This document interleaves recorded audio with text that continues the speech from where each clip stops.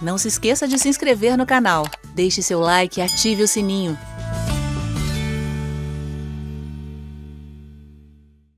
Então, gente, quando eu sou convidado para ministrar em alguma igreja e que eu tenho a oportunidade de falar sobre essas questões, mesmo que seja uma conversa informal num culto, onde eu possa expressar alguns pontos de vista que eu tenho sobre essa loucura, né, essa interpretação filosófica calvinista, não dá para a gente explorar tudo. É um culto de 1 hora, no máximo 1 hora e meia, né? Às vezes é um seminário, a gente tem um pouquinho mais de tempo, mas não dá para a gente explorar todos os fundamentos, não dá para a gente estragar a interpretação calvinista da tulipa, né? Porque até mesmo o tulipismo ele não justifica a ideia calvinista.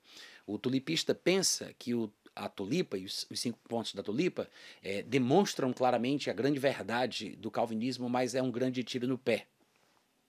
E nem sempre dá pra gente fazer isso. Então a gente faz aquela ministração assim mais rapidamente. Eu tô vendo aqui, viu, Brighton, a sua resposta. Valeu, obrigado. Então a gente faz aquela abordagem ali sempre mais rápida, mais direta, mais objetiva. E, claro, eu me preocupo mais com a pessoa que está sendo assediada pelo calvinismo. Normalmente nas igrejas onde eu prego, não se prega o calvinismo. Normalmente, já aconteceu de eu ministrar em igrejas onde os líderes paqueravam com o calvinismo.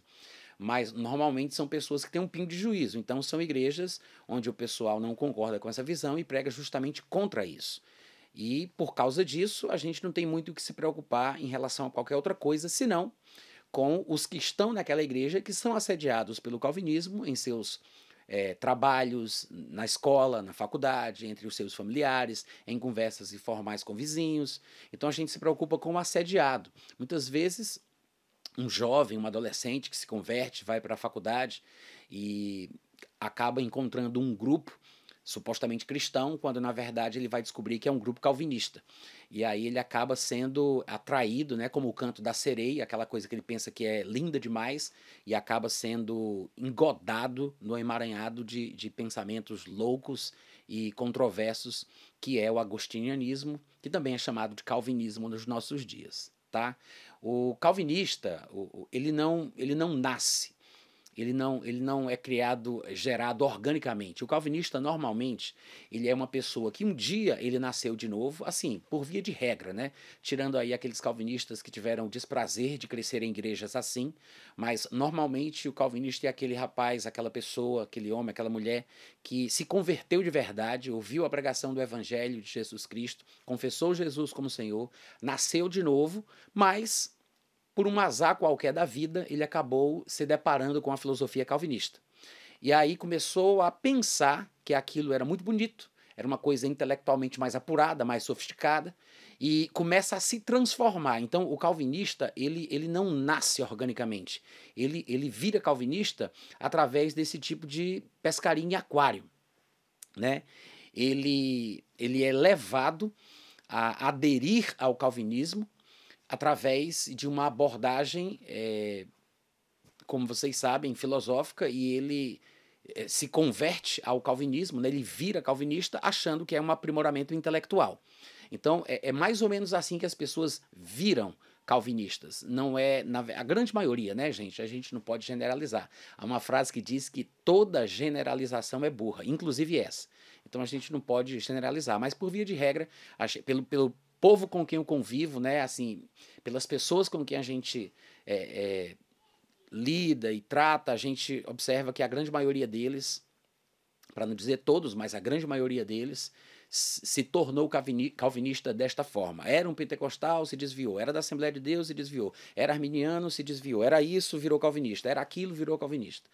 É muito raro uma conversão genuína, autêntica, desde o zero, através da pregação calvinista. Até porque seja possível a pregação através da filosofia calvinista, mas, por via de regra, se pensa que Deus já destinou pessoas para o céu e para o inferno. Então, é um pouco contraditório a pregação calvinista. Ela não é honesta, verdadeira e sincera. O apelo para a conversão, ela é feita de uma forma subliminar, né? Eles até podem dizer que Deus está chamando, faz a convocação, faz o apelo, mas nas entrelinhas, para ele não se sentir um mentiroso, ele está querendo fazer aquele apelo apenas aos que ele acha que são eleitos. Apenas aqueles que eles acham que são escolhidos para serem salvos, porque eles não podem oferecer o chamado para a salvação de forma honesta e verdadeira a todos os homens, quando eles acreditam que nem todos os homens foram escolhidos para serem salvos. Porque na concepção louca, diabólica do calvinismo, Deus não ama a todos, Jesus não morreu por todos, o sangue de Jesus não foi derramado para a propiciação dos pecados de todo o mundo, como diz 1 João capítulo 2, porque eles acham que seria um desperdício Jesus morrer por todos, se nem todos vão ser salvos. Então Jesus só morreu por quem com certeza vai ser salvo. Ou seja, só vai ser salvo quem Deus predestinou para isso. Os outros, obviamente, por tabela, por inferência, por raciocínio lógico, estão predestinados para o inferno. Alguns dos calvinistas têm a mania de dizer que não existe a dupla predestinação, o que é uma grande mentira, tá? Às vezes, calvinistas que dizem isso são calvinistas que ou são ignorantes, são calvinistas Nutella, que não conhecem bem a própria doutrina, que ousaram abraçar, e ainda que tenham coragem de dizer isso em público, né? Porque é uma vergonha para eles se autodeclararem calvinistas, mas ainda que eles não saibam o que significa isso, o calvinismo real e verdadeiro, ele realmente ele se baseia na dupla predestinação, tá? Muita gente diz assim, isso é mentira, isso não tá... Gente, vocês soubessem o tanto de abusos que eu recebo nas minhas redes sociais, no meu YouTube, de mensagens de pessoas calvinistas que têm a coragem, a pachorra de dizer que Calvino nunca pregou a dupla predestinação, vocês não têm ideia.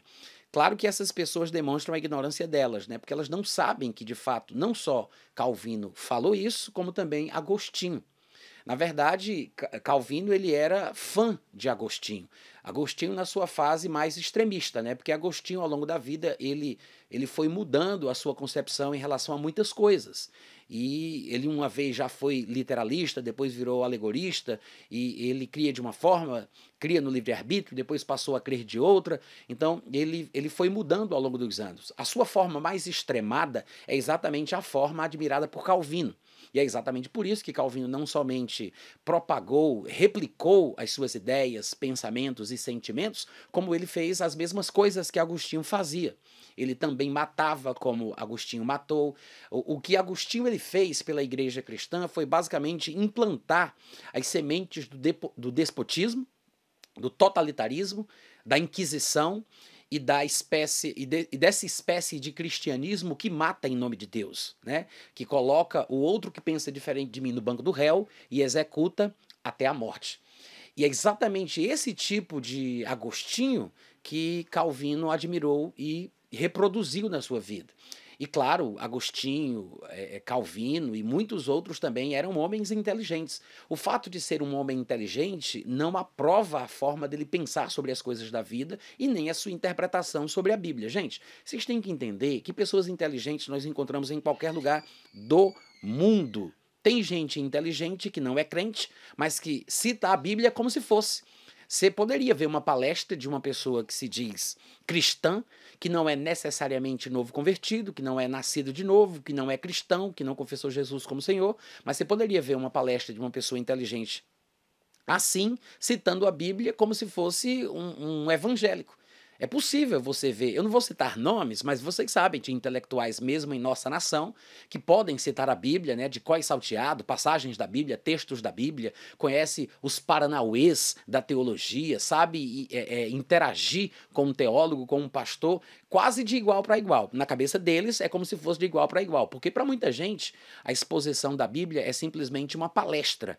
Né? Muitos evangélicos, infelizmente, também estão nesse mesmo nicho, que pensam que pregar a Bíblia é dar uma palestra, quando eles não entendem que, na verdade, é uma questão de chamado, de unção e de capacitação divina. A pessoa pode ter um chamado para pregar a palavra sem necessariamente ser um erudito em grego, ser um erudito em hebraico. A pessoa pode não ter um PhD em divindade, pode não ser o maior diabologista do Brasil, mas a pessoa tem um chamado, é um pedreiro, é um pescador, é uma pessoa simples, comum do povo e ser ungido para pregar o evangelho. O maior número de pregadores que nós temos na história do cristianismo não eram homens intelectuais ou eruditos, embora o próprio Paulo, que era um erudito, né, fazendo aí parte das exceções, O próprio Paulo diz que Deus não chamou a muitos de grande posição. E Deus parece fazer de propósito, escolher os loucos para envergonhar os sábios. Há muitos textos que demonstram esse princípio divino. Talvez para que a glória não fique na capacidade humana de se expressar, de articular, de argumentar, né? Mas a glória seja voltada toda para Deus. Isso não vem ao caso. O fato é que os calvinistas nem sequer sabem a própria história do calvinismo. Eles não conhecem os fundamentos teóricos e doutrinários do calvinismo. Não que nós precisemos fazer isso, tá, gente? Não estou aqui ninguém incentivando a estudar, por exemplo, as institutas da religião calvinista. Não estou instigando ninguém a fazer isso. Pode. É uma coisa interessante. Se você é um pregador e você gostaria de conhecer a fundo o assunto para poder debater, discutir ou ter bases do porquê isso é diabólico e não é de Deus, você pode fazer isso. Mas não há necessidade de você perder o tempo da sua vida estudando esse tipo de coisa. Se você quiser, você só estuda a Bíblia, o Novo Testamento e os livros que realmente prestam. Não há limites para se escrever livros. E você não vai ter tempo na sua vida para ler todos eles. Então, se você acha que está perdendo tempo, se você não tem capacidade para poder lidar com isso sem ficar abalado, sem você se desestruturar emocionalmente, se isso vai confundir a sua cabeça, joga isso longe, não pega nisso, não se envolve com isso, porque não vale a pena. Tem muitos outros livros melhores para você ler sobre essa questão do fatalismo, do determinismo, do despotismo evangélico e toda essa linha que os calvinistas também defendem. Tá? Porque o calvinismo não é a única religião que é partidária do totalitarismo e do fatalismo, do determinismo divino. Embora eles não gostem destas palavras, ninguém é burro e idiota para engolir as palavrinhas bonitas que eles gostam de usar para falar sobre essa filosofia diabólica que eles defendem, tá bom? Agora, é verdade que Calvino defendia a dupla predestinação? É a mais pura verdade. E Calvino não defendia a dupla predestinação porque ele tivesse sido o criador dessa ideologia, quem inventou essa doutrina. Não, Calvino ele estava apenas repercutindo, replicando a mesma filosofia agostiniana. A mesma filosofia agostiniana, tá? Agostinho também cria na dupla predestinação. E quando falamos de dupla predestinação, para ficar bem claro, nós não estamos falando da dupla predestinação por tabela. Não é porque Deus predestina alguns para serem salvos e para o céu, que os outros, consequentemente, acabam estando no grupo predestinado para o inferno. Porque se Deus não predestinou alguns daqueles para o céu também, automaticamente, por não terem sido predestinados para o céu, estão predestinados para o inferno. Isso é lógica, né? Quem tem um pingo de juízo entende que quem não foi predestinado para o céu, automaticamente está predestinado para o inferno. Mas nem é isso. Nem é isso que eu estou falando aqui. Eu estou falando que Calvino ele dizia com todas as letras, embora muitos calvinistas nem sequer saibam disso, ou tenham vergonha de admitir e tentem se distanciar desse conceito, dizendo-se calvinistas moderados, se é que essas duas palavras combinam na mesma frase, né? Calvinista moderado é um negócio meio sem sentido. Mas os calvinistas moderados são aqueles que gostam de dizer que quem prega a dupla predestinação é hipercalvinista. É muito comum você encontrar esses calvinistinhas por aí metidos a intelectuais dizendo: você está batendo no espantalho, você está criticando o hipercalvinismo. Isso não é o calvinismo, porque o hipercalvinismo é que prega a dupla predestinação. Tolice, gente. Tolice, pura mentira, ou ignorância, né? Se não for desonestidade, é pura ignorância. Porque, na verdade, o verdadeiro calvinismo, não esse calvinismo Nutella de internet, tá? Eu tô falando, o verdadeiro calvinismo é aquele que crê e que prega a dupla predestinação. Tanto Deus teria destinado pessoas escolhidas a dedo para ir para o céu, como Deus decidiu criar alguém só para mandá-la para o inferno, para poder mostrar que ele tem poder de fazer isso. Ou seja, para a sua glória, né? Usando aí as palavras de Calvino.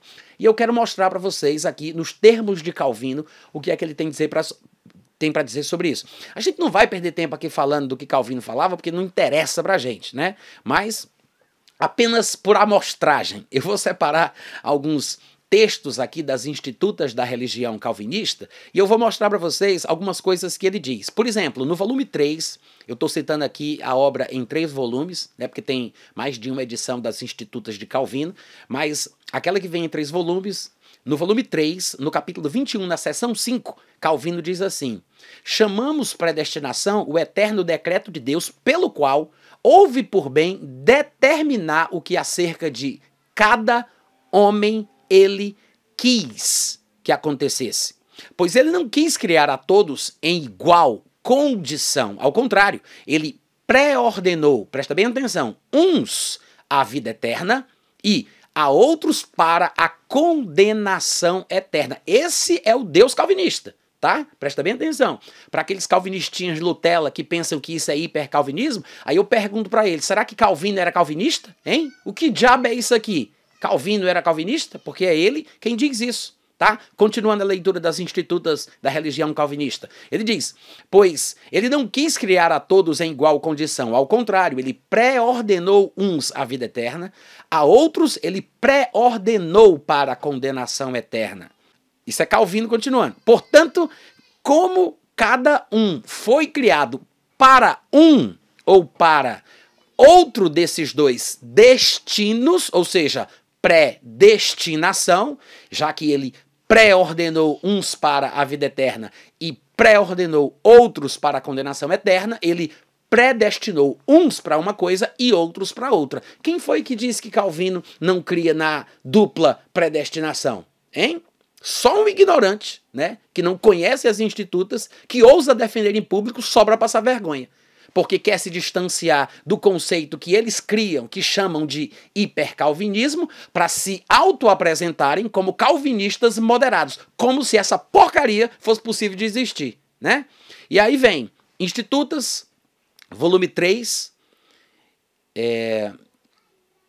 Eu continuei a leitura até o fim, nem me lembro, mas eu vou terminar. Portanto, diz Calvino, cada um foi criado para um ou para outro desses dois destinos. Assim dizemos que um foi predestinado ou para a vida ou para a morte. Isso é Calvino, tá? Não é Bíblia não, presta bem atenção. Depois, no volume 3, capítulo 21, lá na seção 7, ele diz, a Escritura, Calvino mais uma vez, a Escritura mostra claramente as vendas dele, né? A Escritura mostra claramente que designou de uma vez para sempre em seu eterno e imutável desígnio aqueles que ele quer que se salvem e também aqueles que Deus quer que se percam. Que nojo! Que nojo! Que diabo é isso, gente? Isso não tem nada a ver com Deus. Isso é uma porcaria. Isso é ridículo. É nojento, é podre. Deus querer que uma pessoa se perca, dá licença. Na eternidade passada, antes da pessoa nascer, antes da pessoa ser criada, aí Deus cria essa pessoa porque Ele quer que ela vá para o inferno. Ah, gente, dá licença. Isso é ridículo. Eu tenho nojo desse tipo de pensamento. Depois, ele continua, tá? Ele continua. Lá no volume 3, capítulo 22, seção 11, ele diz assim, os réprobos. Para quem não sabe, essa terminologia que parece cristã, quando na verdade não é, ela quer dizer o seguinte, quem é réprobo, quem recebe esse título, réprobo, é aquele que foi destinado para uma casta do azar. Do azar porque ele não tem como ser salvo. Deus quis criá-lo para ele ir para o inferno. Então ele faz parte de uma casta, como crê o hinduísmo, né?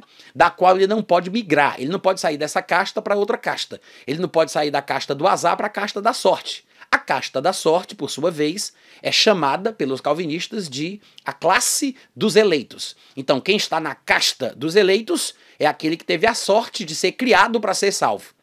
Quem está na casta do azar são aqueles que são chamados pelos calvinistas de réprobos, tá?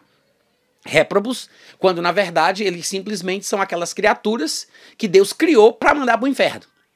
Pronto, simples assim. E aí ele diz, os réprobos, entenda, quando você ouvir um calvinista falando réprobo, na cabeça dele, ele está inventando ali uma casta, que é aquela pessoa que foi criada para não ser salva. Ela foi criada para ser jogada no inferno. Isso é o que significa. Toda vez que você lê essa palavra no livro de um calvinista, ou ouvir essa frase na boca de um calvinista, interprete. É uma pessoa que está na casta da perdição, na casta do azar.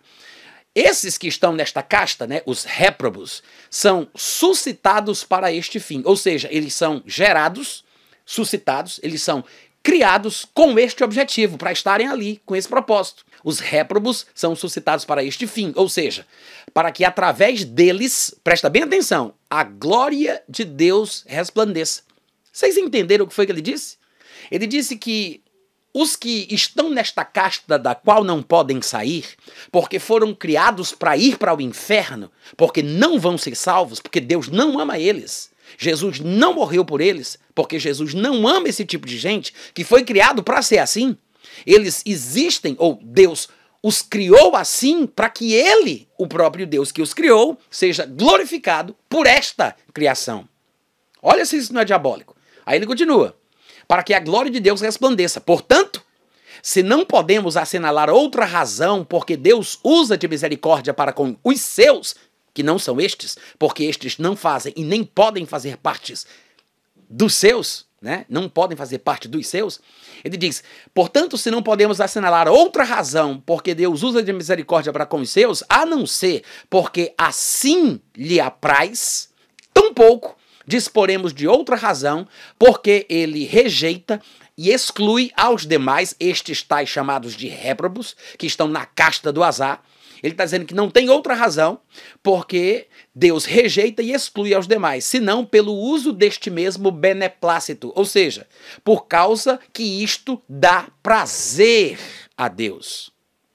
Dá prazer.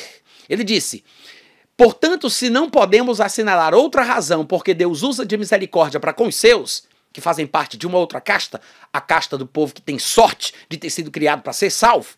Ele diz, se não conseguimos explicar o porquê que Deus usa de misericórdia com estes, tampouco disporemos de outra razão, porque Deus rejeita e exclui os demais. Ou seja, por que Deus usa de misericórdia com os que tiveram a sorte de nascer na casta certa? Porque ele assim se apraz, porque isto lhe apraz, ou seja, Deus tem prazer. Porque Deus tem prazer de abençoar os seus, de ser misericordioso para com os que ele criou para serem salvos, porque ele criou alguns para ele amar e criou outros para ele odiar. E por que Deus então faz isso com aqueles que são da casta do azar? Porque ele tem prazer. Porque ele tem prazer. Do mesmo jeito que ele tem prazer em amar os que foram criados para estar na casta da sorte, ele tem prazer em colocar pessoas na casta do azar. É isso o que Calvino diz, tá? É isso o que o grande iluminado Calvino diz. Agora, não para aí. No volume 3 ainda, no capítulo 23, na seção 3, ele diz assim, venham todos os filhos de Adão, contendam e alterquem com seu Criador, porque antes mesmo de serem gerados, olha só que loucura, gente. Olha que coisa diabólica. Ele diz, porque antes mesmo dos filhos de Adão serem gerados, foram predestinados à perpétua miséria pela sua eterna providência. E aí? É o diabo purinho falando, não é? É Satanás em pessoa falando, não é? Hein? Não é o cão, não, dos infernos falando? Diga aí. Isso aqui nunca foi Deus. Nunca foi o Espírito Santo. Nunca. Isso aqui é demônio puro. Puro. Coisa diabólica, nojenta. Isso é satânico. Como é que uma pessoa tem a coragem de abrir a boca para falar isso? Contendam, filhos de Adão, com o seu Deus, fiquem com raiva dele, discutam com ele, porque antes de vocês nascerem, vocês foram predestinados para uma miséria eterna. Dá licença, né, gente? Eu tenho um pingo de juízo. Isso é uma afronta à inteligência do ser humano que Deus criou à sua imagem e semelhança. Só um idiota, um burro, pode cair numa conversa imbecil dessa. Pelo amor de Deus. Como é que fica a Bíblia? Como é que fica o Novo Testamento? E este Deus a quem Jesus expressou através da sua própria vida?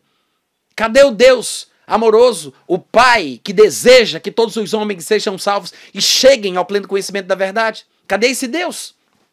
No calvinismo ele não existe, tá? No calvinismo ele não existe. E aí, no volume 3, capítulo 23, na seção 4, ele continua, ele diz, sem dúvida, isso é Calvino, sem dúvida, confesso que foi pela vontade de Deus, olha só, gente, que coisa diabólica, confesso que foi pela vontade de Deus que todos os filhos de Adão estão nesta miserável condição. Confesso que foi pela vontade de Deus que todos os filhos de Adão estão nesta miserável condição em que ora se acham enredilhados. Ou seja, por que eles estão emaranhados nas garras das trevas? Porque estão nesta condição deplorável de miséria, de tormento, de angústia? Porque Deus quis assim. Trocando em miúdos, porque foi a vontade de Deus. Não do Deus Pai de Jesus Cristo, mas do Deus deste louco que está dizendo isso aqui, tá, gente? Que isso fique bem claro. Aí ele continua. E isto é o que eu dizia inicialmente. Por fim, tem-se sempre de volver ao mero arbítrio da vontade divina. Ou seja, é tudo porque Deus quis. A gente tem sempre que reconhecer e voltar que as coisas são como são, e os homens são do jeito que são, estão como estão, porque Deus quis. É isso que ele conclui, tá? É isso que ele conclui.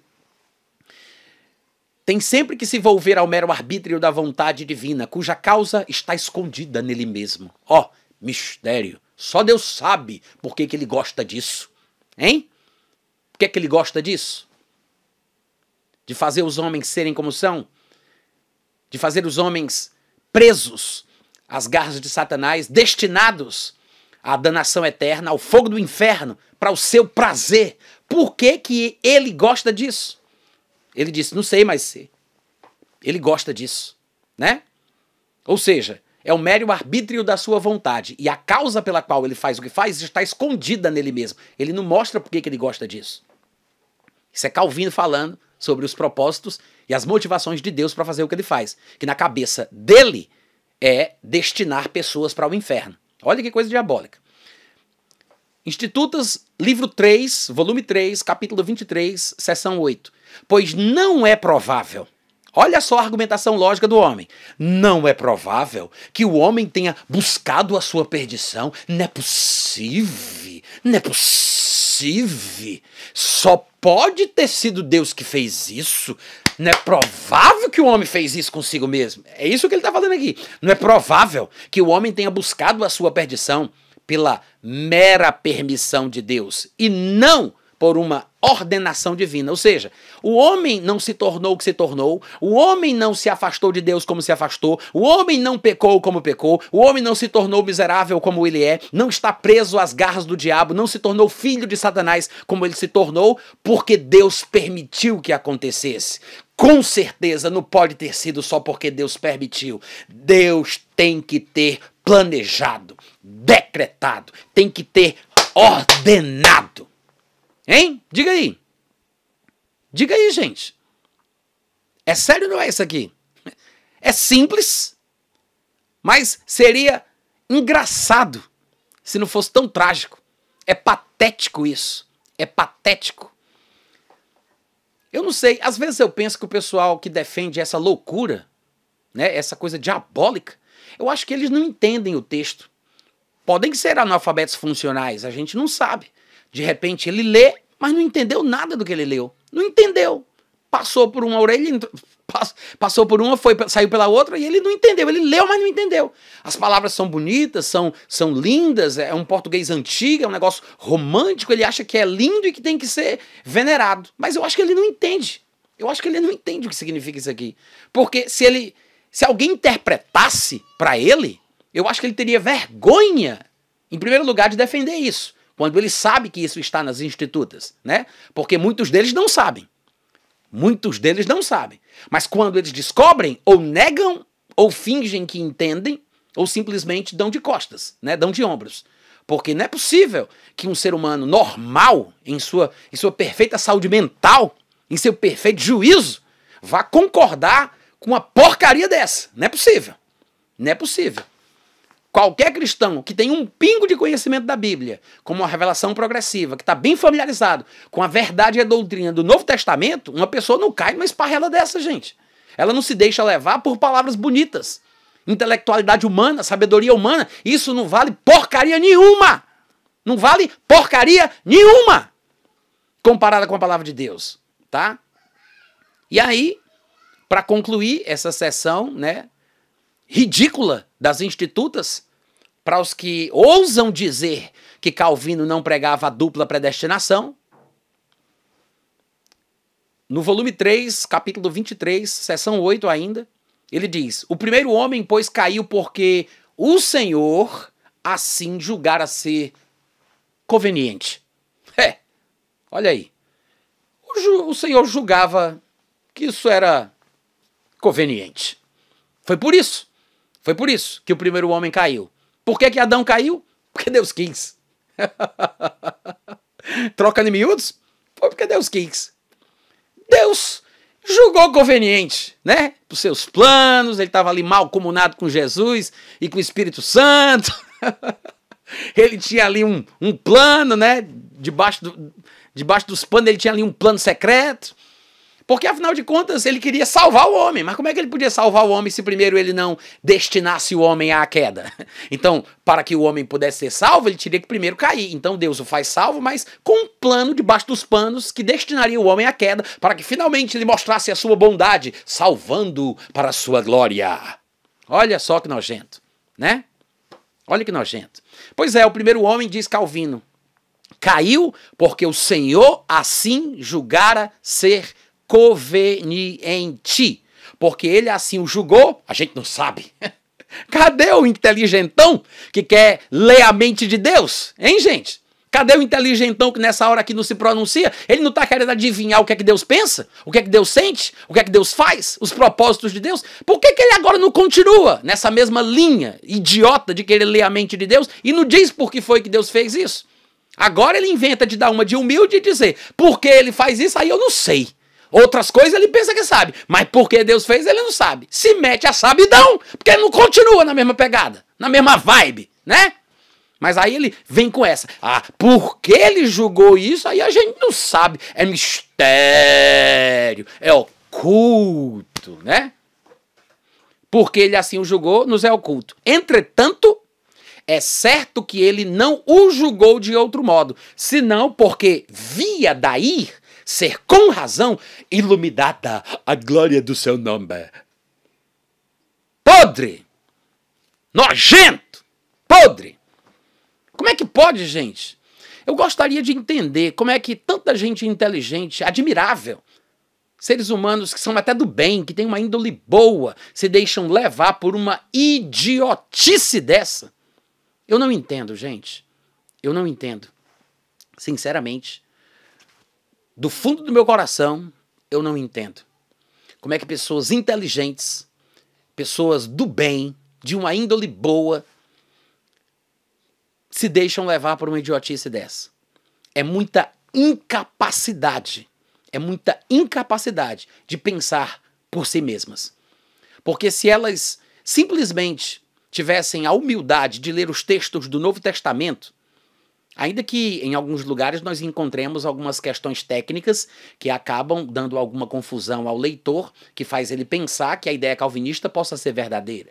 Mas ainda que ele faça isso, lendo o Novo Testamento com humildade, ele vai ver que tem muito mais passagens que são claras, objetivas e diretas, sobre a não acepção de Deus em relação aos homens, sobre a bondade generalizada de Deus, sobre o fato de Deus desejar que todos os homens sejam salvos e cheguem ao pleno conhecimento da verdade.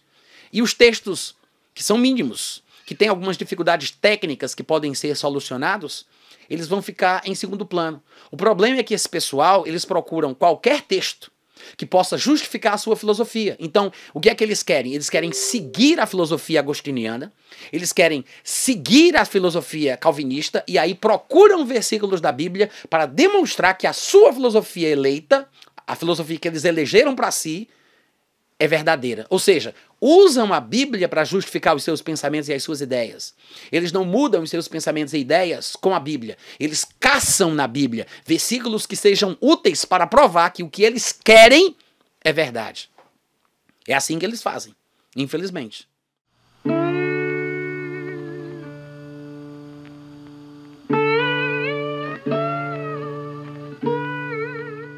Este é um trabalho independente e conta com a ajuda das pessoas que têm sido abençoadas por ele. Se você quiser fazer parte do grupo de mantenedores desta obra, se informe das opções disponíveis na descrição deste vídeo. Agradecemos pela atenção e pelo carinho. Deus abençoe.